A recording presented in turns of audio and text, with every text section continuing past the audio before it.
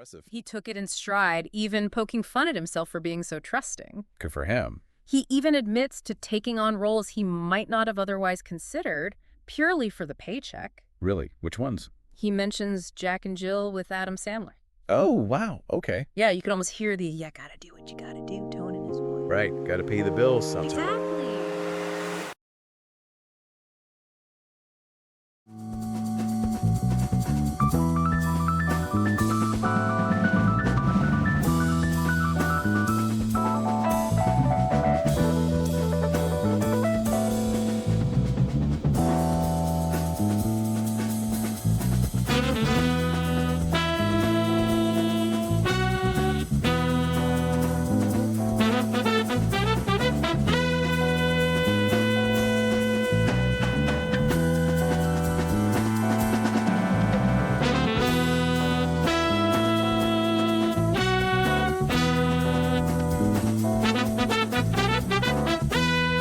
Welcome to your deep dive. Today we're really going to get into it with acting legend Al Pacino. Through his brand new memoir, Sonny Boy, Yeah. you've given us some fascinating excerpts. We have. And our mission is to uncover the most incredible moments and insights from his life story. Absolutely. And, what's remarkable is how Pacino, he takes us back to his roots. It's not just a Hollywood tell-all. Right. It's a journey starting in the South Bronx, revealing how those early years really shaped him. Yeah, and right from the start, Pacino drops a bombshell. He does. He talks about living with his grandparents in the South Bronx, a period he didn't even remember until much later in life. Wow. Can you imagine a whole year practically wiped from your memory? It's almost like finding a missing piece of yourself, Mm-hmm. And this revelation had a profound impact on it. Right. He only discovered it through conversations with cousins. And you can sense that it shifted his understanding of his own history and his own, beginnings. And it makes you wonder, how did this forgotten time shape him? How did it impact the man he became? Well, he talks about his grandparents' home as, refuge. Okay. A place of stability amidst, a turbulent time in his young life. Right. Remember, his parents had separated when he was very young. Yeah. So this period offered him a sense of belonging and consistency that was likely much needed. Absolutely. It speaks volumes about the power of even temporary sanctuaries in a child's life. Yeah, I think so too. Wouldn't you say? Yeah, absolutely. Yeah, And speaking of his childhood, the picture he paints of the South Bronx is so vivid. it is. Playing in those rubble-filled victory gardens, Yeah. charming his grandfather out of ice cream money. It's both rough and vibrant, Yeah, and it's important to remember that this was the South Bronx in a very different era. Mm-hmm. These weren't just stories. Right. It was his reality. Right. A reality that, sadly, many children at that time and place also experienced. Yeah, and he mentions this gang he ran with. Cliffy, Bruce, Yeah. Petey. They were more than just friends. Almost a brotherhood. Yeah. Forged in a tough environment. Yeah. They were thick as thieves, getting into all sorts of mischief, fishing for change in sewer grates, rooftop escapades. And then there's the Bronx River. Right. He talks about it having this allure, this sense of adventure, Yeah. but also this underlying danger. Oh, absolutely. The Bronx River of his youth was a far cry from the cleaned up version of today. Right. Imagine a place where kids could get into all sorts of trouble. And tragically, this is where the story takes a turn, you see. All three friends died young due to drugs. Right. This stark contrast to Pacino's path is really poignant. It's heartbreaking, especially considering his own struggles later on. Right. It speaks to the fine line between the paths taken and the paths not taken, He could have easily ended up going down a similar road. Absolutely. And this is where we see his mother's influence. Okay. She clearly instilled in him a drive and a sense of purpose that helped him escape that fate. Right. Now, let's talk about his introduction to acting. Okay. It started with those trips to the movies with his mom. Uh-huh. He mentions seeing The Lost Weekend at a very young age. Wow. Not exactly a lighthearted family fare. That's for sure. Right. But it speaks to his early exposure to the power of storytelling, Yeah. even the darker side of it. Right. This wasn't just entertainment for him. It was a window into other worlds, other lives. And then there's the Chekhov play. Right. He talks about seeing the seagull and being deeply affected, particularly by Konstantin's suicide at the end. Yeah. It seems like this was a turning point for him. It was. A moment where he realized the emotional depth that theater could achieve. Exactly. Right. For many, Chekhov can be dense and difficult. But for the young Pacino, this wasn't just a play. Right. It was a revelation. Wow. It ignited something in him, this understanding that art could be raw, emotional, and deeply personal. And then it was off to the High School of Performing Arts.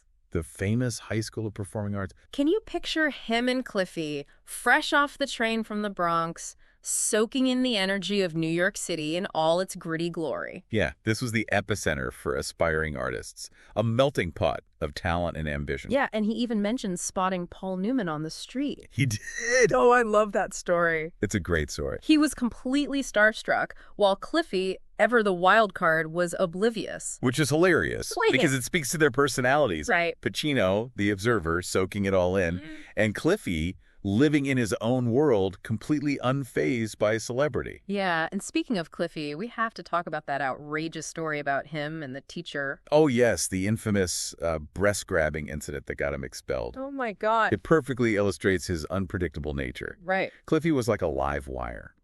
Brilliant, volatile, and completely unfiltered. He definitely sounds like a character. He does. It makes you wonder what would have happened if he had found an outlet for all that energy, a way to channel it into something positive. Perhaps. But it's also a stark reminder of how easily a promising life can be derailed. Right, right. Yeah. For sure. Now, on a different note, there's Charlie Lawton. Okay. Not the famous actor, but his namesake, the acting teacher, who became so crucial to Pacino's development. Right. Their relationship was remarkable. It was. Imagine them strolling through the city, talking about acting, life, everything under the sun. Yeah. Lawton wasn't just an instructor, he was a guide. Yeah, a real mentor. Encouraging Pacino to find his own unique approach to acting. Exactly. And to think, Lawton predicted his stardom early on. He did. Al, he told him, you're going to be a big star. Can you imagine being told that at such a young age? I know, right? Especially when you're still struggling to make ends meet. It speaks volumes about Lawton's ability to recognize raw talent, Right. but also to Pacino's own quiet self-belief, Right. even amidst hardship. Because those early years were tough. They were. He talks about working odd jobs, scraping by, sleeping on friends' floors. Yeah, classic struggling actor story. He even refers to himself as borderline hopeless at one point. Really? Yeah. And that's a side of him we rarely see. I know. This vulnerability, this honesty about the difficult moments. Yeah. It's a reminder that even the most successful people have faced moments of doubt Yeah, for sure. and uncertainty. Yeah. And speaking of iconic figures, he mentions a chance encounter with the young Marty Sheen, Oh, wow. who was also just starting out. Yeah. It's interesting to see these future titans crossing paths before they became legends. It's a snapshot of a bygone era in Hollywood, Yeah. a time when these young, hungry actors were all striving for their big break, Totally. unaware of the incredible success that awaited them. It really makes you think about the countless other aspiring actors who are out there at the same time, chasing the same dream, Yeah. but whose stories remain untold. It's a reminder that success is often a combination of talent, hard work, and a healthy dose of luck. For sure, but getting back to Pacino, it's clear that even amidst the chaos of those early years, he found anchors in the people around him. Yeah, he talks about the importance of his grandfather, He does. a plasterer by trade, Right. who instilled in him a strong work ethic and a love of sports. And he also credits his grandfather with shaping his own personal sense of gravitas, Interesting. which he later brought to his performances. Wow. It just goes to show that inspiration can come from the most unexpected places. Absolutely. Pacino's story reminds us that life is a tapestry woven from countless experiences and influences, each thread contributing to the richness of the final product. I like that. Yeah. I like that a lot. Yeah, it's true. It's fascinating to think about those early acting gigs, you know? The ones that came before the fame. Oh, yeah. Pacino talks about children's theater, off-Broadway productions. Right. A far cry from the Oscars, right? Talk about paying your dues, right? He even mentions getting absolutely roasted by a critic early in his career. The review basically said, if you could avoid Pacino's performance, you'd be better off. Wow. Talk about a blow to the ego. That's brutal. It makes you wonder if that critic ever looked back and thought, wow, I really missed the mark on that one. Right. But, it speaks to Pacino's resilience. Yeah. He didn't let that kind of criticism derail him. Wow. He kept going, kept honing his craft, Right. and soon found his breakout role in The Indian Wants the Bronx. Right. And this play, this raw and powerful story, changed everything for him. It did. It really did. He won an Obie Award for his performance, went to the Spoleto Festival in Italy. Yeah, he went international. It was his introduction to the world stage. It's amazing to think that this one play could have such a ripple effect on his entire career. Totally, absolutely. And as his star was rising, he crossed paths with Jill Clayburgh. Oh, interesting. He talks about how he wasn't ready for the commitment she desired, Like, even though she clearly saw something special in him. this tension between his personal life and his ambition is a recurring theme throughout the book, you know? Yeah. He was so driven by his art, so consumed by his craft, Right. that it seems romantic relationships were often pushed to the back burner. It makes you wonder about the sacrifices that come with that level of dedication. Yeah. To achieve what he has, it seems certain aspects of life require compromise. That's a great point. And speaking of sacrifices, can you imagine Pacino turning down Han Solo in Star Wars? Yeah. What? Yeah.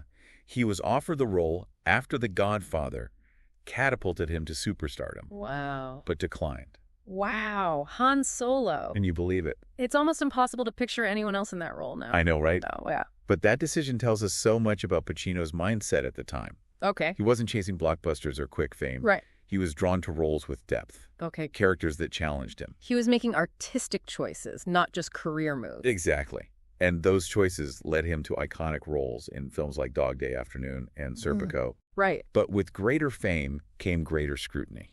Right. And he talks about feeling overwhelmed by the attention, Yeah, the price of fame. turning to alcohol and drugs to cope.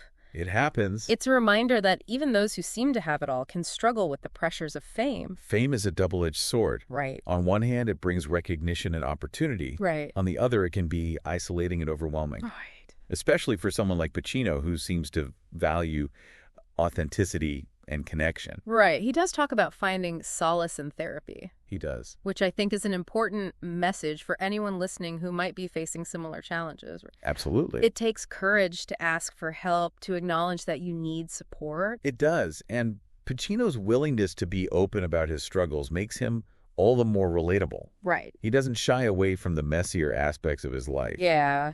which makes his story all the more compelling, I think. Right. And he also talks about the loss of his dear friend and fellow actor, John Cazale, who tragically died of cancer. Way too young, It clearly had a profound impact on him. as you can imagine. A stark reminder of life's fragility. Their bond was obviously very strong, both on and off screen. Yeah. Cazale's death, along with the deaths of his childhood friends, seems to have instilled in Pacino a deep appreciation for the preciousness of time Right. and the importance of living in the present. And speaking of living in the present, he shares a pretty wild story about waking up with a complete stranger in his bed after the Serpico premiere. Oh, yes, that anecdote. Oh my gosh. It's a classic Hollywood tale of excess and a reminder that fame can be a slippery slope, you know, Yeah. especially amidst the whirlwind of parties and premieres. It's almost like he was living in a movie himself at that point. In a way, I suppose he was, but even amidst the chaos, he was still searching for something more, something deeper. Right, which brings us to Bobby Deerfield, Okay. a film that marked a turning point in his career, or perhaps a turning away from a certain path. Interesting. The film flopped, and Pacino took a step back from the spotlight. He was disillusioned with Hollywood, Right. exhausted by the relentless pace and the fickle nature of fame. Yeah. He needed time to regroup, Right. to reconnect with his artistic core. And it's during this period that he immersed himself in the local stigmatic, Right. a passion project he wrote, directed, and starred in. This is a labor of love for him, It sounds like it. an opportunity to explore his avant-garde influences and create something truly personal. Right. He even paid his co-writer out of his own pocket because the producers weren't on board. Wow. Yeah, That speaks volumes about his commitment to the project. it does. His willingness to go all in on something he believed in, even if it meant taking a financial risk. Exactly. And while the film wasn't a commercial success, Right. it allowed him to scratch a creative itch, Okay. to explore territory he hadn't before. And sometimes that's just as important as box office numbers, wouldn't you say? Absolutely. It's about staying true to your artistic vision, even if it means challenging expectations or going against the grain. Right. And that's something Pacino has never been afraid to do. And then there's his move to LA, right?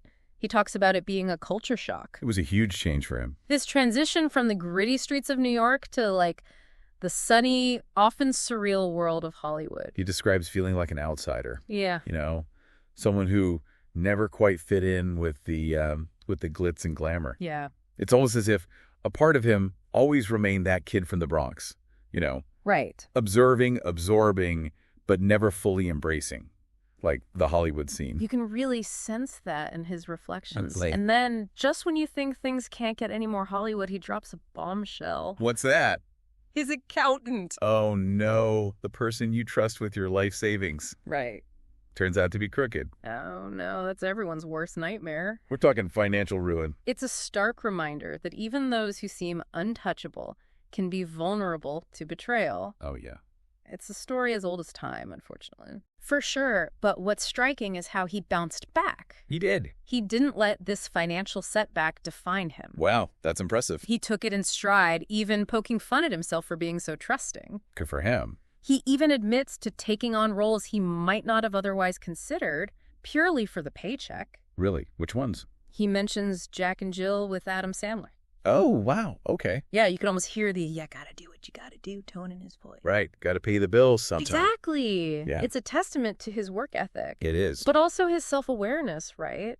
Yeah. He doesn't pretend to be above it all. Right. He's honest about the realities of the business, the need to sometimes make pragmatic choices. Absolutely. And yet, even while navigating those realities, he continued to pursue projects that fascinated him, that challenged him artistically. Right, like Looking for Richard. Oh, yeah, his passion project. About bringing Shakespeare to a wider audience. He clearly poured his heart and soul into it. He did, and it's fascinating to hear him dissect his own work. Yeah. Both the successes and the disappointments, right? Yeah. He doesn't shy away from critiquing his own performance in Looking for Richard, Really? acknowledging that it might not have resonated with everyone. Interesting. He's got a good perspective on it. He also talks about those later Broadway experiences. Oh. He had triumphs, but also some flops, That's Broadway for you. which just goes to show that even for a legend like Pacino, live theater is always a gamble. Oh, absolutely. It's live, it's raw, I- and there's always a risk involved. He talks about becoming a father again in his 60s. Wow. To twins, Anton and Olivia. Oh, how wonderful. It seems like fatherhood brought him a profound sense of joy and purpose. He does speak about fatherhood with a tenderness that's really touching. Right. It's clear that his children are incredibly important to him, Right. a source of love and grounding amidst the whirlwind of his career. He also reveals this health scare, a time when he lost the use of his vocal cord after surgery. Can you imagine? Can you imagine? As an actor, that's your instrument, your livelihood. It must have been terrifying, but true to form, he persevered, he recovered, and he came back stronger than ever. He's a fighter. It's remarkable, his resilience, and he's still going. He talks about his recent work, mentions Once Upon a Time in Hollywood, Yeah. and even hints at a desire to adapt King Lear for the screen. Oh, wow. It's fitting, isn't it? It really is. To end his career with Lear, one of the greatest, most challenging roles ever written. It would be a culmination of everything he's learned, everything he's experienced. And throughout the memoir, we see this recurring question. Hey, Ma, see what happened to me? It's a reminder that behind every legend, every icon, there's a human being with hopes, dreams, and a longing for connection. So as we close the book on this deep dive, what stands out to you? What's the biggest takeaway from Pacino's story? For me, it's the importance of staying true to yourself, of pursuing your passions with relentless dedication, even when faced with setbacks, heartbreak, and the intoxicating allure of fame. Yeah. Pacino's journey is a reminder that life is messy, unpredictable, and ultimately deeply rewarding when you embrace the ride on your own terms. Beautifully said. And to you, the listener, we hope this deep dive into Al Pacino's Sonny Boy has given you a deeper understanding of the man behind the legend. I think it has. He's a testament to the power of perseverance, the enduring allure of art, and the importance of staying connected to your roots no matter where life takes you. Couldn't have said it better myself.